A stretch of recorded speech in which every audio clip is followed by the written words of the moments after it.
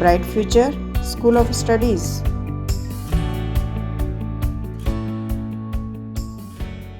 Hello student, आज हम लोग देखो हमारा फिजिक्स का 9th क्लास का जो फर्स्ट चैप्टर है मोशन, यहाँ से आपका स्टार्ट होता है फिजिक्स।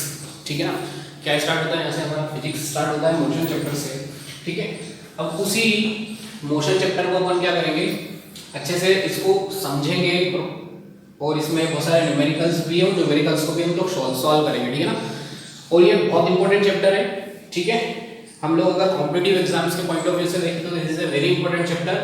ठीक है, और it comes in also 11th class. ठीक है ना, तो 11th क्लास के पॉइंट ऑफ व्यू से भी बहुत इंपॉर्टेंट है। इसमें सारा बेसिक दिया हुआ है आप लोगों का। ठीक है ना, तो इसको अच्छे से आप लोगों को क्या करना है, समझते हुए चलना है। ठीक है ना, समझ में आया बोलते स्टूडेंट्स? चलो, अब जो हमारा चैप्टर है मोशन मोशन मीन्स आप लोगों को पता है कि मोशन मीन्स क्या होता है। मोशन मीन्स जैसे आपको सिंपल लैंग्वेज में अगर एग्जांपल देके समझाऊं कि मैं जैसे अभी क्या कर रहा हूं, यहाँ पर वॉक कर रहा हूं, क्या कर रहा हूं, यहाँ पर चल रहा हूं। ठीक है ना, मूव हो रहा हूं, यहाँ से मूव हो रहा हूं। तो हम लोग अगर इसको सिंपल लैंग्वेज में अगर इसको समझेंगे तो यही होगा मोशन, कि one place to another place move होना। ठीक है ना, बट फिजिक्स में इसको डेफिनेशन को कैसे डिफाइन करेंगे, let's see on the board. देखो कोई पॉइंट ए, सपोज करो कोई ऑब्जेक्ट है, ऑब्जेक्ट बॉडी। ठीक है ना, एक ही बात होती है, तो कभी कभी बॉडी यूज करेंगे, कभी कभी ऑब्जेक्ट यूज करेंगे। ठीक है ना, तो इस पर कंफ्यूज नहीं होना है बार बार। Got it? चलो देखो, कोई ऑब्जेक्ट है जो पॉइंट ए पर है। ठीक है, यहां से चलना स्टार्ट करता है, यानी कि मूव होना स्टार्ट होता है। तो मूव होना अगर वो स्टार्ट होता है और स्टार्ट होकर के यहां पर वो इस पॉइंट पर आ जाता है, पॉइंट नंबर बी पर आता है। ठीक है, कहां पर आता है, पॉइंट नंबर बी पर आता है। और अब आप लोग देख रहे हो कि ये जो मोशन है, मोशन यहां से इस पॉइंट से स्टार्ट होकर के इस पॉइंट पर आया। Got it? और नेचर में, नेचर की अगर हम बात करें तो नेचर में बहुत सारे ऐसे ऑब्जेक्ट होते हैं, जैसे हमारे ट्रीज होते हैं, बिल्डिंग्स होती है। ठीक है ना, ट्रीज होती है, बिल्डिंग्स होती है, और भी बहुत सारी चीजें होती है जो कैसी है, स्टेबल है। कैसी है वो? स्टेबल है, नॉट मूविंग है, मतलब मूव नहीं करती है। बस हम उन्हीं चीजों को जो कि मूव नहीं करती है, जो बिल्कुल स्टेबल है, उन्हीं के रिस्पेक्ट में इस ऑब्जेक्ट की, जो ऑब्जेक्ट यहां से मूव होना स्टार्ट हुआ है, उस ऑब्जेक्ट की पोजीशन को बताते हैं। ठीक है ना, बस अब देखो आप क्या कर रहे हो, अब इस सपोज करो दिस इज अ ट्री। ठीक है, ये हमारा क्या है, ट्री हो। Got it? तो इस ट्री के रिस्पेक्ट में अभी इस ऑब्जेक्ट की पोजीशन यहां थी, और इस ट्री के रिस्पेक्ट में इस ऑब्जेक्ट की पोजीशन चेंज हो गई, और इस ट्री से क्या हो गया, ऑब्जेक्ट दूर चला गया। ठीक है ना, और भी अगर ये मूव होता जाएगा तो ट्री की रिस्पेक्ट में ये क्या होता जाएगा, आगे चलता जाएगा। यानी कि हम लोग मोशन कैसे बता रहे हैं, इस ट्री के रिस्पेक्ट में बता रहे हैं कि इस ट्री से वो ऑब्जेक्ट क्या होता जा रहा है, दूर जाता जा रहा है। Got it? As it is, अगर कोई बॉडी मूव करती है तो वो किसी फिक्स्ड पॉइंट से क्या हो जाती, होती जाती है, दूर होती जाती है, चलती जाती है। ठीक है ना, और दूसरे फिक्स्ड पॉइंट के पास में वो आती जाती है। That we can say that this object is a motion. Got it? तो how can we define in definition motion? Motion को हम डेफिनेशन के फॉर्म में कैसे डिफाइन कर सकते हैं? ठीक है ना, तो कैसे करेंगे, a object said to be in motion, an object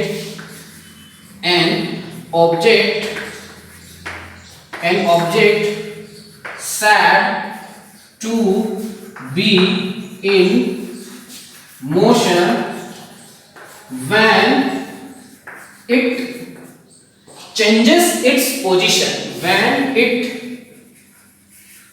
changes its position with respect to fixed point, to a fixed point. ठीक है, with respect to a fixed point. ठीक है, समझ में आया? तो यही हमारी क्या हो जाएगी, मोशन की डेफिनेशन हो जाएगी। We can write it. Got it? तो क्या बोल रहा है, an object is said to be in motion when it changes its position, with respect to a fixed point. जो भी उसके आसपास फिक्स्ड पॉइंट्स है, उन फिक्स्ड पॉइंट के रिस्पेक्ट में उसकी पोजीशन का चेंज होना ही क्या होता है, मोशन होता है। ठीक है ना, गॉट इट, समझ में आया? It means we can said it simple language, हम लोग सिंपल लैंग्वेज में क्या बोलेंगे, किसी भी ऑब्जेक्ट का क्या होना, चलना, क्या होना, चलना, मूव होना, it is said to be motion. इसी को अपन क्या बोलेंगे, मोशन बोलेंगे। ठीक है ना, तो ये हो गया हमारा मोशन। ठीक है, अब पोजीशन अगर चेंज हो रही है तो हम लोग क्या बोल रहे हैं, हम मोशन बोल रहे हैं। और अगर पोजीशन चेंज नहीं होगी, क्या नहीं होगी, पोजीशन अगर चेंज नहीं होगी तो उसी ऑब्जेक्ट को अपन क्या बोलेंगे कि वो जो ऑब्जेक्ट है वो सब रेस्ट में है। कैसा है ऑब्जेक्ट, रेस्ट में है। when position changes is it in motion, when position does not change is it in rest. Got it? So there are two positions, there can be two positions of the objects. First one is the motion and second one is the rest. या तो object rest में हो सकता है या फिर rest में हो सकता है या फिर मोशन में हो सकता है।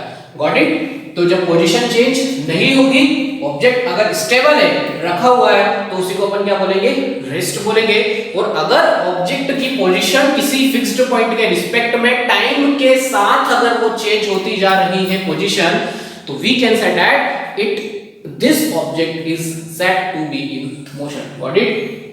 तो ये हमारी मोशन की डेफिनेशन यहाँ पर हमारी कंप्लीट हो जाती है।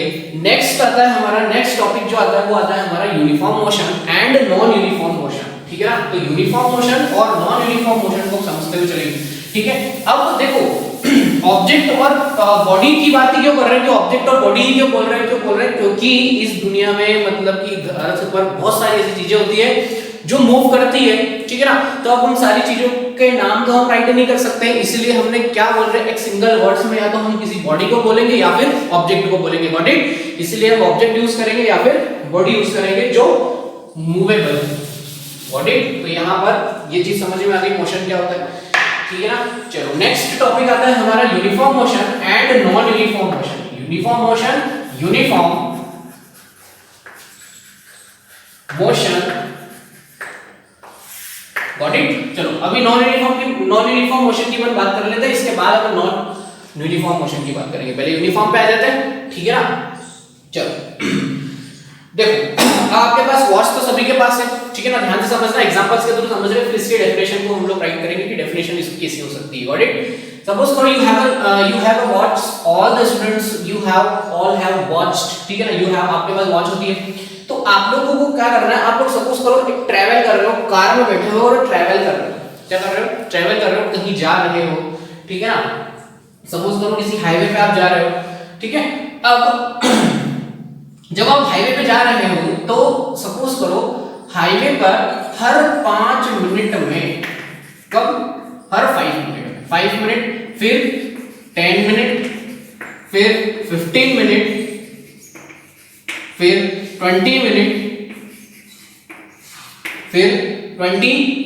Minute, 25 minute. ठीक है ना, अब देखो ये टाइम का इंटरवल लेना तो आपके ऊपर डिपेंड करता है कि आप हर 5 मिनट्स में क्या करोगे, उस ऑब्जेक्ट की जो भी ऑब्जेक्ट कौन सा, जो मूवेबल क्या है, कहाँ में बैठे हो आप लोग, कार में बैठे हो। ठीक है ना, कार में आप ट्रैवल कर रहे हो, तो 5 मिनट में आपको क्या करना है, उसकी डिस्टेंस को देखना है। सपोज करो उसने फर्स्ट 5 मिनट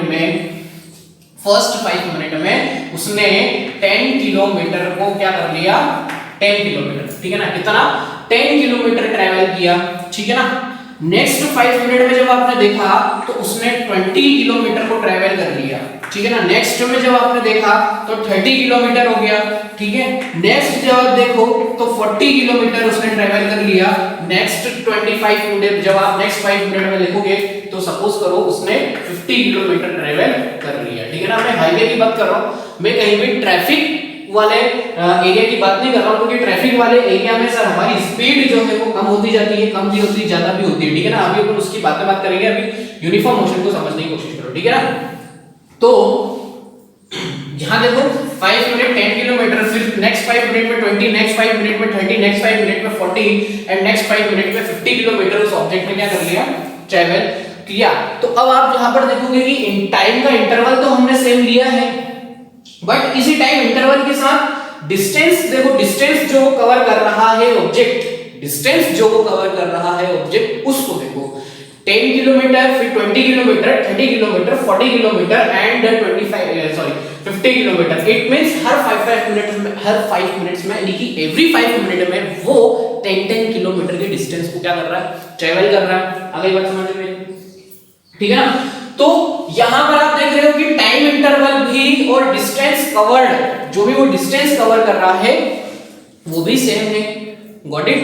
तो ये जो मोशन यहाँ पर आप लोगों को इस कार का जो दिख रहा है, ये जो मोशन है किसी ऑब्जेक्ट का इसी टाइप का जो मोशन होता है उसी को हम लोग बोलेंगे सर यूनिफॉर्म मोशन। ठीक है, समझ में आया यहाँ पर? ठीक है ना। चलो अब इसके डेफिनेशन को राइट करते हैं कि यूनिफॉर्म मोशन की डेफिनेशन क्या हो जाएगी सर। तो यूनिफॉर्म मोशन की डेफिनेशन को ध्यान सुनना। An object is said to be in motion, an object is said to be in uniform motion when it covers an object is said to be in uniform motion when it covers equal distance, got it, in equal interval of time, it is called uniform motion। got it all this students, समझ में आया? ठीक है, तो यही हमारा क्या होता है, मोशन होता है। कौन सा वाला? यूनिफॉर्म मोशन होता है। ठीक है ना। क्या होता है कि जब भी कोई ऑब्जेक्ट इक्वल डिस्टेंस ट्रेवल करेगा, क्या करेगा? इक्वल डिस्टेंस ट्रेवल करेगा। कब करेगा? जब उसका टाइम इंटरवल भी क्या होगा? सेम होगा। टाइम इंटरवल भी क्या होगा? सेम होगा। ठीक है ना। Equal distance in equal time interval, this motion is called the uniform motion. Got it all the students? So this type of motion is called the uniform motion। अब इस type का मोशन कहां पर हो सकता है? इस टाइप का मोशन हमारा हाईवे पे हो सकता है, क्योंकि हम लोग अगर मार्केट की बात करते हैं तो इस टाइप का मोशन पॉसिबल नहीं है, क्योंकि कोई भी ऑब्जेक्ट, जैसे आपके पास कार है या बाइक है या साइकिल है, तो आप क्या करते हो, जैसे ही कुछ बहुत ज्यादा ट्रैफिक हो जाता है तो आप अपनी कार की स्पीड को, बाइक की स्पीड को या साइकिल की स्पीड को क्या करोगे? कम करोगे। ठीक है, और फिर जैसे ट्रैफिक हटता है, आपको साफ रास्ता अगर दिखता है तो आप क्या करोगे? उसकी स्पीड को फिर से बढ़ा लोगे। तो वहां पर ये मोशन पॉसिबल नहीं होता है। हाँ, हाईवे पे ये मोशन पॉसिबल हो सकता है कि हम एक सर्टेन स्पीड को डिफाइन कर लें। ठीक है, कि हमको इतनी स्पीड में गाड़ी चलानी है और हम एक सर्टेन इंटरवल ऑफ टाइम में बार-बार अगर स्पीड को देखेंगे तो वो डिस्टेंस भी उतनी ही कवर करेगा। ठीक है ना। तो ये हमारा हो गया यूनिफॉर्म मोशन। ठीक है ना। नेक्स्ट आता है नॉन यूनिफॉर्म मोशन। तो नॉन यूनिफॉर्म मोशन आप लोग समझ चुके हो। देखो नॉन यूनिफॉर्म मोशन इसी में मैंने आप लोगों को बता दिया कि नॉन यूनिफॉर्म मोशन क्या होता है। ठीक है ना, जो यूनिफॉर्म नहीं हो। ठीक है, अब देखो यहां पर ध्यान से सुनना, इसकी डेफिनेशन क्या होगी। अब इसकी डेफिनेशन को ध्यान से सुनना। देखो टाइम इंटरवल देखना तो हमारे ऊपर डिपेंड है ना। तो सर हम तो टाइम इंटरवल को सेम देखेंगे, हम तो 5-5 मिनट के बाद देखेंगे या 10-10 मिनट के बाद देखेंगे या 30-30 मिनट्स के बाद देखेंगे। ठीक है ना। तो टाइम इंटरवल्स को देखना तो हमारे ऊपर डिपेंड करता है। ठीक है, बट डिस्टेंस को ट्रैवल करना किसके ऊपर डिपेंड करता है? ऑब्जेक्ट के ऊपर डिपेंड करता है। तो यहां पर हम लोग क्या करेंगे, देखो टाइम इंटरवल मैंने सेम रखा है। Got it, because it is depend on us. Got it. चलो अब देखो 5 मिनट में, जब फर्स्ट 5 मिनट में देखो तो ऑब्जेक्ट ने सपोज करो 10 किलोमीटर ट्रैवल कर लिया, लेकिन थोड़ी देर बाद फिर नेक्स्ट 5 मिनट में जब आपने देखा कि इस ऑब्जेक्ट ने, कोई भी ऑब्जेक्ट ने सिर्फ और सिर्फ 2 किलोमीटर ही कवर किया। बिकॉज ऑफ क्यों? क्योंकि ये डिस्टेंस ट्रैवल करने के बाद उसके बीच में बहुत सारा ट्रैफिक आ गया था। ठीक है, या फिर कुछ प्रॉब्लम आ गई थी या फिर कुछ। ठीक है ना, उसने अपनी स्पीड को क्या कर लिया था? कम कर लिया था। तो उसकी डिस्टेंस सिर्फ 2 किलोमीटर ही हो पाई नेक्स्ट 5 मिनट में। ठीक है, नेक्स्ट 5 मिनट में आप देख रहे हो कि और उसने ट्रैवल किया और फिर उसको बिल्कुल साफ ट्रैफिक मिला और उसने 12 किलोमीटर यानी कि ट्रैवल कर लिया नेक्स्ट 5 मिनट में। ठीक है, एंड नेक्स्ट में जब आपने देखा तो और ज्यादा ट्रैफिक हो गया था। ठीक है, तो वो कहीं पर एरिया में ऐसा आ गया होगा जहां पर बहुत ज्यादा ट्रैफिक है। ठीक है ना, तो 1 किलोमीटर उसने नेक्स्ट 5 मिनट में जब ट्रैवल किया, तो अब आप यहां ध्यान से देखो इस टाइप के मोशन को क्या हो जाएगा। ये मोशन यूनिफॉर्म मोशन नहीं है। ठीक है ना, अब टॉपिक अगर चेंज कर लेते हैं ना, टॉपिक अपना नॉन यूनिफॉर्म मोशन चल रहा है। ठीक है, तो ये हो जाएगा नॉन यूनिफॉर्म मोशन। तो ध्यान से देखो इक्वल इंटरवल ऑफ टाइम में अनइक्वल डिस्टेंस ट्रेवल हो रही है, अनइक्वल डिस्टेंस ट्रेवल हो रही है, ठीक है ना। तो a body is said to be in non uniform motion when it covers unequal distances, when it covers unequal distances in equal interval of time. So this type of motion is called the non uniform motion. Got it all the students? ठीक है ना, समझ में आ गया होगा, ठीक है। चलो अब यूनिफॉर्म मोशन और नॉन यूनिफॉर्म मोशन की हम लोगों ने बात कर ली। तो अब आप लोग देख रहे हो यहाँ पर हम लोगों ने एक तो डिस्टेंस की बात की है, ठीक है ना, डिस्टेंस की बात की है, ठीक है। और एक और चीज आती है डिस्टेंस के साथ, डिस्प्लेसमेंट आता है, ठीक है। तो एक डिस्टेंस आता है और एक आता है क्या हमारा डिस्प्लेसमेंट आता है सर। तो इन दोनों में डिफरेंस क्या होता है वो ध्यान से समझना, ठीक है ना, डिस्टेंस और एक डिस्प्लेसमेंट। Got it?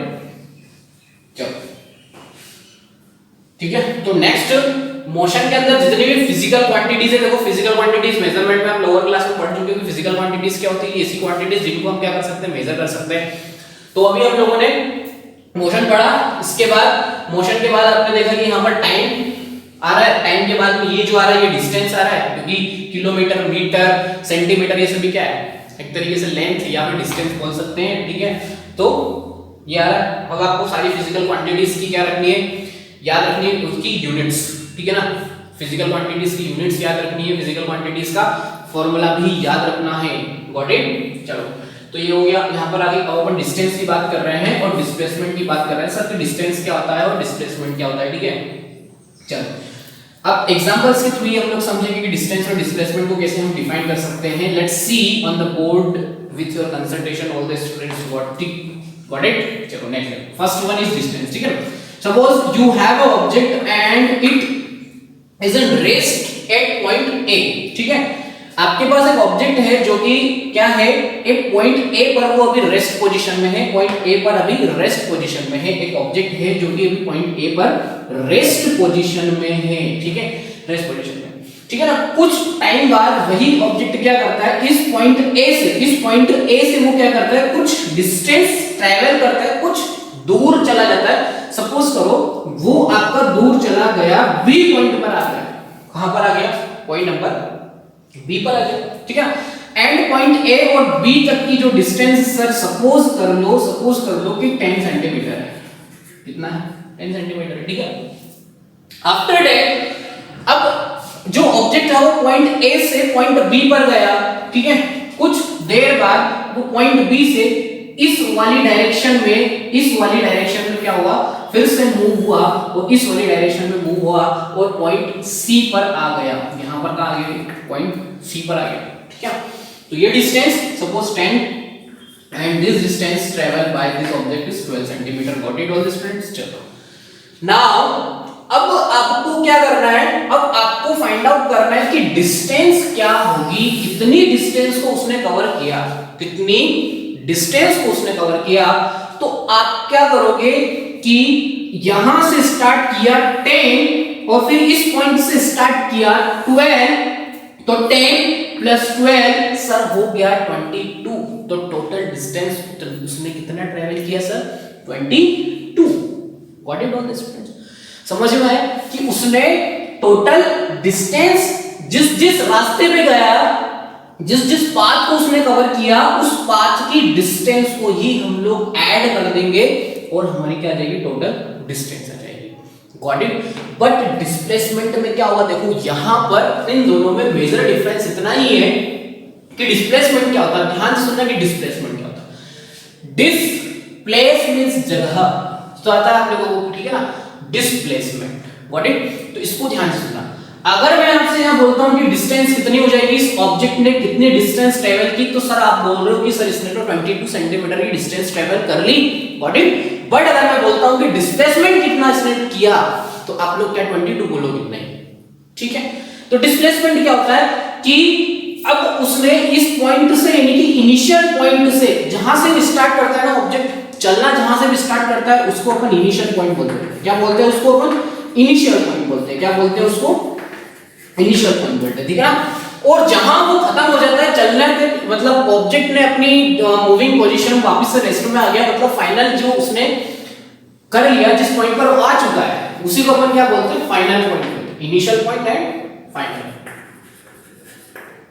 ठीक है, समझ में आया? चलो तो अपन डिस्प्लेसमेंट को समझ रहे हैं, तो अब ध्यान से सुनना, ये जो डिस्टेंस तो आपको समझ में आई अच्छे से, डिस्प्लेसमेंट को देखो। डिस्प्लेसमेंट का मतलब है कि यहां से उस ऑब्जेक्ट ने चलना स्टार्ट तो किया था, अब यहां से उस ऑब्जेक्ट ने चलना स्टार्ट किया था, वो B पर गया, फिर B से C पर गया, तो ये तो डिस्टेंस हो गई। बट अब लोग जब डिस्प्लेसमेंट फाइंड आउट करते हैं तो हम लोग सिर्फ और सिर्फ इनिशियल पॉइंट और फाइनल पॉइंट के ऊपर ही फोकस करते हैं, ना कि बीच में उसने कितनी डिस्टेंस ट्रेवल की, इससे हमको कोई लेना देना नहीं। समझ में आया? कब? जब हम डिस्प्लेसमेंट फाइंड आउट कर रहे होते हैं। इसका मतलब उसका इनिशियल पॉइंट यहां था, उसका फाइनल पॉइंट यहां हो गया, तो इनिशियल और फाइनल के बीच की जो डिस्टेंस होगी वही होगा डिस्प्लेसमेंट। इसका मतलब पॉइंट ए से वो कितना डिस्प्लेस हो गया, इतना डिस्प्लेस हो गया, इतना डिस्प्लेस हो गया, इतना डिस्प्लेस हो गया। Got it? And you can find out the distance between point A and C by the using of the Pythagoras theorem in this diagram, because it is a right triangle. Got it? Right triangle, ठीक है ना? Because यहाँ पर क्या बन रहा है, आपका 90 डिग्री का एंगल बन रहा है, इसलिए क्या हो गया हमारा राइट ट्रायंगल। ठीक है ना? राइट ट्रायंगल हो गया, ठीक है ना? राइट एंगल ट्रायंगल जिसको अपन बोल सकते हैं, यहाँ पर 90 डिग्री का एंगल बन रहा है। तो you can use the Pythagoras theorem and you can find out the distance between point A and C, and this distance is called the displacement of the object. ठीक है, तो बात समझ में आ गई आप लोगों को? ठीक है, तो क्या सर एक डाउट आता है कि सर डिस्प्लेसमेंट जीरो भी हो सकता है? हाँ बिल्कुल हो सकता है बेटा, डिस्टेंस बहुत सारी हो सकती है और डिस्प्लेसमेंट क्या हो सकता है, जीरो भी हो सकता है। ठीक है, जैसे कैसे हो सकता है जीरो? सपोज करो किसी पॉइंट ने चलना यहां से स्टार्ट किया, ठीक है ना, मैं जीरो डिस्प्लेसमेंट की बात कर रहा हूं। जीरो डिस्प्लेसमेंट क्या होता है, ठीक है ना? सपोज, ठीक है ना, यहां से किसी पॉइंट ने चलना स्टार्ट किया, पॉइंट ए से चलना स्टार्ट किया और स्टार्ट करके वो पॉइंट बी पर गया, पॉइंट बी पर जाने के बाद फिर इधर ये इस तरीके से आया, पॉइंट सी पर आया, सी के बाद फिर वो पॉइंट यहां पर आ चुका है, मतलब जहां से उसने चलना स्टार्ट किया था, चलना खत्म भी उसी पॉइंट पर कर दिया। इसका मतलब वो डिस्प्लेस ही नहीं हुआ। क्या नहीं हुआ? डिस्प्लेस ही नहीं हुआ, तो it is said to be a zero displacement in this figure. Got it? When initial point and final point जब एक ही हो जाए, बन जाए, वन पॉइंट हो जाए, इनिशियल और फाइनल पॉइंट एक ही हो, तो वहां पर हम लोग कह सकते हैं कि सर जीरो डिस्प्लेसमेंट है, यहां तक तो जीरो डिस्प्लेसमेंट किया उसने। Got it? बट अगर डिस्टेंस की बात करेंगे तो find out the distance between the AB and BC and AC. So this is the total distance covered by this object. But in this figure, we can say that the object displacement covered by the object is zero because initial and final point is only one. Got it? समझ में आया होगा displacement और distance अच्छे से आप लोग समझ में आएगा, ठीक है ना? लेकिन एक सर्कल की अगर बात करते हैं कि सर्कुलर अगर कोई ऑब्जेक्ट सर्कुलर मोशन कर रहा है, यानी कि सर्कल में अगर कोई ऑब्जेक्ट मोशन कर रहा है, तो क्या उसमें डिस्प्लेसमेंट हो सकता है? तो यहां पर देखो, ध्यान से देखना, ठीक है ना? पॉइंट है, पॉइंट ए से अगर उस ऑब्जेक्ट ने चलना स्टार्ट किया और सर्कल के फॉर्म में, यानी कि सर्कुलर पाथ पर जब वो चल रहा है और यहां से चलना स्टार्ट किया, ऐसे गया, यहां गया, ठीक है, और जाने के बाद वो फिर से उसी पॉइंट पर आ गया, तो this is known as the zero displacement because initial and final point क्या होगा? आपके एक ही हो गए। Got it? तो इनिशियल और फाइनल पॉइंट एक ही होगा, it means we can say that the zero displacement in this figure also. Got it? समझ में आया हमें सभी को? ठीक है, तो यहां पर डिस्टेंस और डिस्प्लेसमेंट को समझना बहुत इंपॉर्टेंट है, ठीक है ना? तो ये मैंने आप लोगों को समझा दिया, ठीक है ना? और I hope you understand better कि क्या होता है displacement and distance. Got it? चलो नेक्स्ट टॉपिक पर आते हैं हम लोग।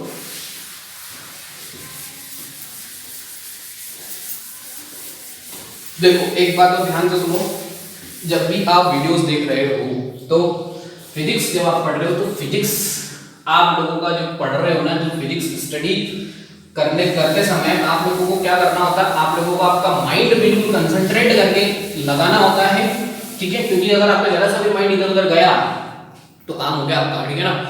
कोई सी चीज अगर कोई सा पॉइंट छूट गया तो फिर बाद में बहुत कंफ्यूज होता है, ठीक है ना? चलो इसलिए मैं बता रहा हूं आप लोगों को बिल्कुल कंसंट्रेशन के साथ फिजिक्स को पढ़ो, ठीक है? चलो ये बात हो गई समझ में आपको, यूनिफॉर्म मोशन और नॉन यूनिफॉर्म मोशन आ गया, मोशन की डेफिनेशन हम लोगों ने डिस्कस कर ली। Let's start now. अब देखो नॉन यूनिफॉर्म मोशन में ठीक है, अब हम लोग नेक्स्ट टॉपिक की बात करेंगे, रेट ऑफ मोशन की बात करेंगे। किसकी बात करेंगे सर? रेट ऑफ मोशन की बात करेंगे। किसकी बात करेंगे? Rate of motion. ठीक है ना। अब रेट ऑफ मोशन क्या होता है sir? Rate of motion, rate of motion. तो आप लोग जब भी याद रखो कि रेट जब नीचे आ रहा है तो rate of motion, it means you have to divide it by the time in that value. Got it?